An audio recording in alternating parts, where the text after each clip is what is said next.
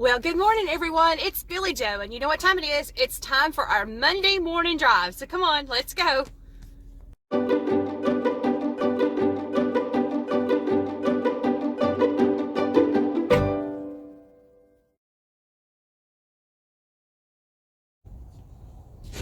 Well, good morning. How is everyone doing on this Monday, January the 30th?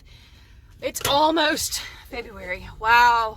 Time has flown by once again, guys. So, how was your weekend? Ours was interesting. We started out the weekend with a lovely trip over to Gardendale, Alabama for the first ever county agents meeting with the Alabama Homesteaders Confederation. It was the county agent meeting only. I am the Calhoun County representative here in Alabama. And we had representatives from all over the state there that day. Some newer homesteaders, some seasoned homesteaders, some with small acreage like us, and some with hundreds of acres.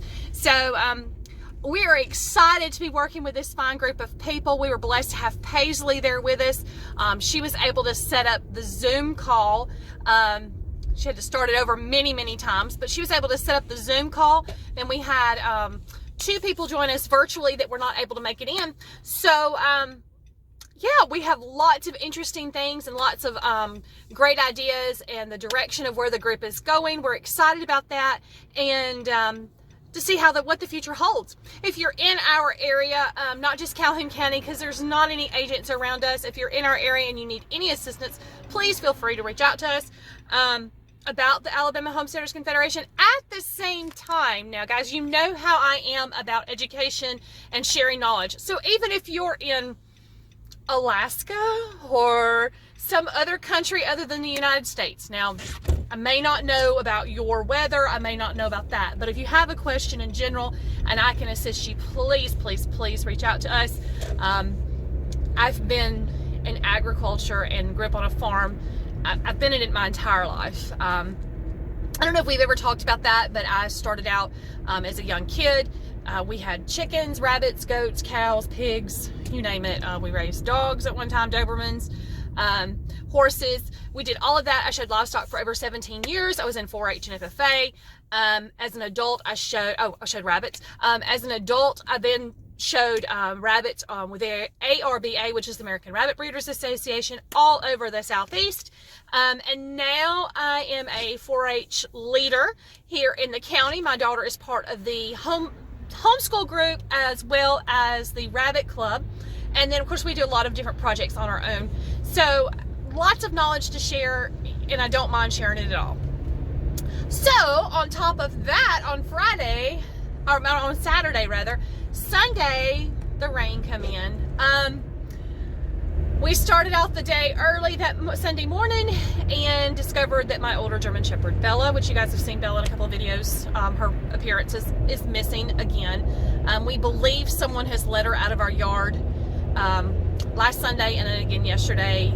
Our neighbor said he heard kids hollering and laughing, cutting up, and popping noises. We did have issues with some kids about 5 or 6 months ago shooting at her over our privacy fence. So, guys, we don't know where she's at. It's been an ongoing search for her. We've put out feelers in different groups for lost and found pets in the county. I've also rode the neighborhood nonstop. We've walked the neighborhood. Flyers, we're going to get those printed today. They'll go out today. Hopefully someone will help our girl get home. After that, we went into the greenhouse. Paisley and I, hopefully we'll have a video coming out this week or next about the greenhouse. We got the heat mats out. We also built, we're calling it a dome. I'm not sure what they're really called, but they're going to go over our seed start trays. The mats will go on the potting bench, then our trays, and then this dome, which is about 8 inches tall. Well, it is 8 inches tall actually. It will go over the top. It will aid in keeping the heat in, keeping the soil warm so that they can grow, and it'll also help keep the humidity and the moisture inside and on the plants.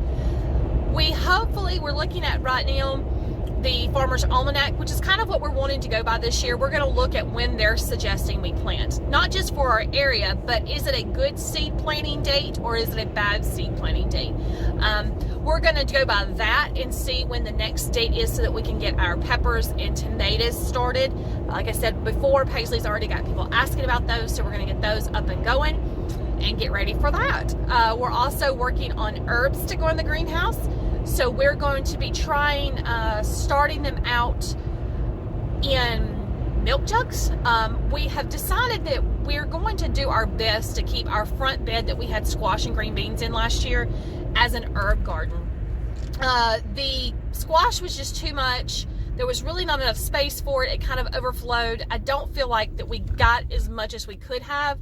At the same time, it may have been because it was so late in the year when we got them planted. So it's kind of going to be a catch-22. We will just decide as the time gets closer.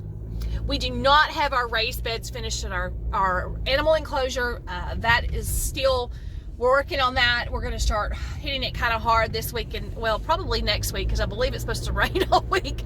So we're going to work on that, getting the feed room finished and getting ready to bring chicks in hopefully soon in the brooder box, and then we'll have to build a new brooder box, and then getting the chicken coop and run built. So after we finished the greenhouse yesterday, we moved into the rabbit barn. By the time we got into the rabbit barn, it was probably about 3 o'clock. It was already dark, getting dark. Only because of the weather that moved in. We had a lot of rain come down yesterday. It was sprinkling when we were in the greenhouse. You could hear it coming pitter patter. We're like, oh my gosh, we could totally sleep in the greenhouse if it was warmer. But just curl up with a blanket kind of deal. But the rabbit barn, it was raining pretty hard by the time we got in the rabbit barn. So the goal yesterday was we had to move Pepper, our oldest doe, with her kits, move them out of the cage into another one, and so that we could take the bottom off of that cage. That is our oldest hanging cage in our barn. We've had it probably 5 or 6 years. The bottom had spaces that had rusted out. I had patched it in with little pieces of wire.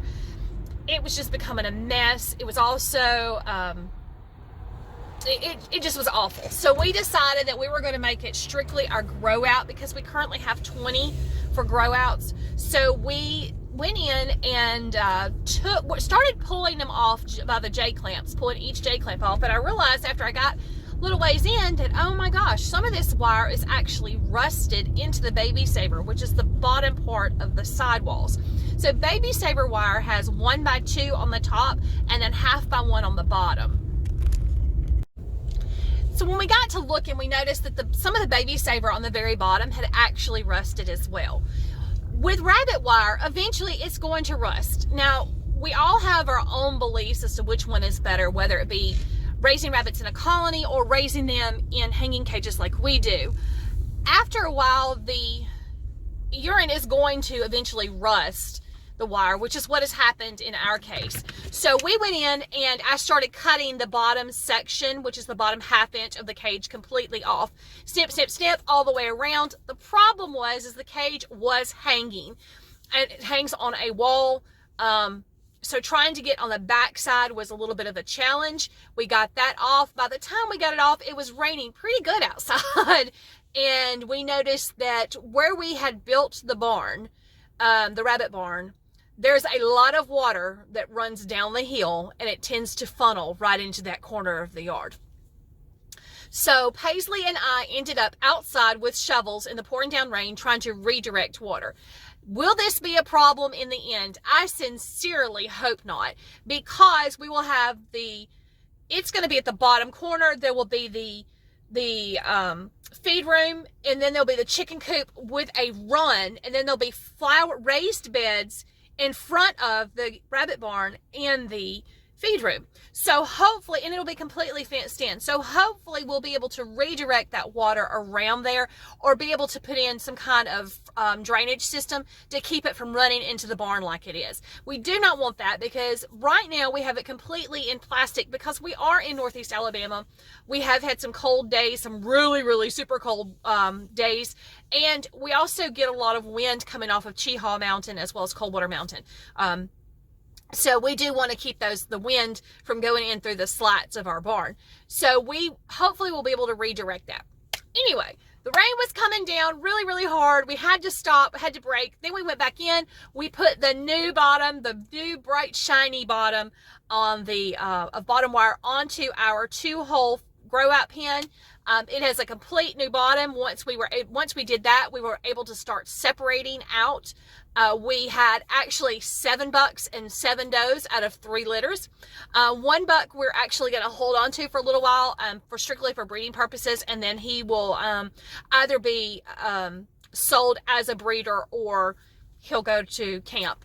So right now we have 6 bucks and 7 does in 1 cage, and those are getting ready to go to camp. We do have 1 buck and 2 does that will probably go a lot sooner.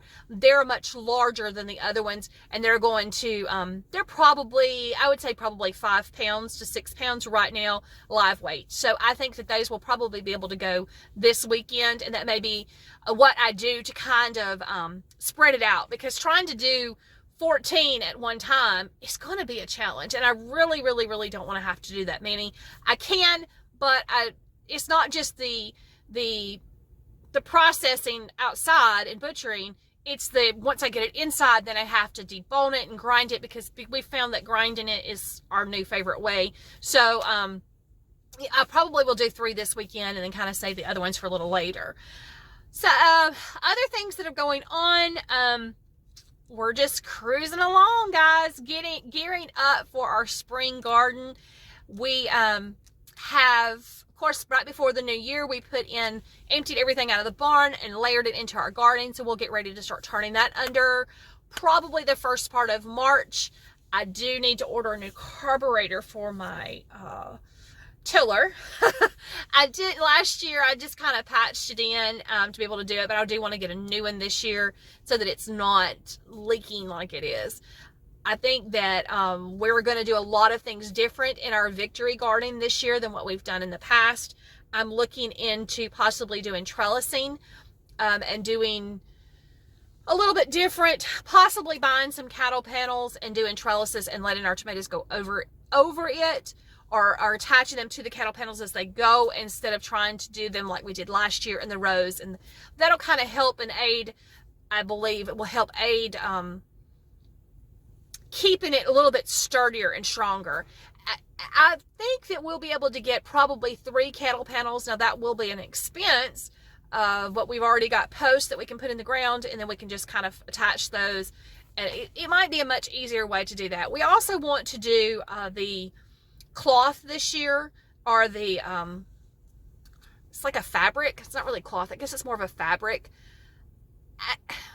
I'm okay with things the way they have been in our garden, but we want to be able to hold that moisture in just a tad bit longer. Last year we ended up having to water with our watering system quite a bit. I would rather not have to do that this year. I am working on a system that'll be run off of the house, so that we will be able to water from it. I will not be able to use my watering system, so I will definitely have to go out and manually water instead of just sitting it on a timer with our beehive system. There's lots of great things going on. It may seem like things have died down, but they haven't. We still have lots of things in the freezer that we need to get canned. We still have pepper relish, we still have jalapeno candy, and I still have a lot of tomatoes that I've got to get to. I also have the bones left from processing the venison or the deer. I've got to get bone broth started on that. That's going to take a few days to get that done, and then can that as well. So lots of things on the home front. Then that aspect, we're also starting up with Paisley's Pageants right now, so we will have long weekends that we will not be home. That's a challenge in itself. And then we also have the Keeper of the Old Ways coming up the end of March, first part of April. I believe it's like the last day of March, first day of April. So that's coming up. So guys, if you have any questions regarding any of that, please feel free to reach out to me. And I got to get into work. It's already 5 minutes till 8 and I'm going to be late. So guys, as always, remember, better things are coming. They are going to get to you. You just got to keep working hard. So keep your chin up and look up, because brighter and more better days are coming. Thanks and have a great day. Bye.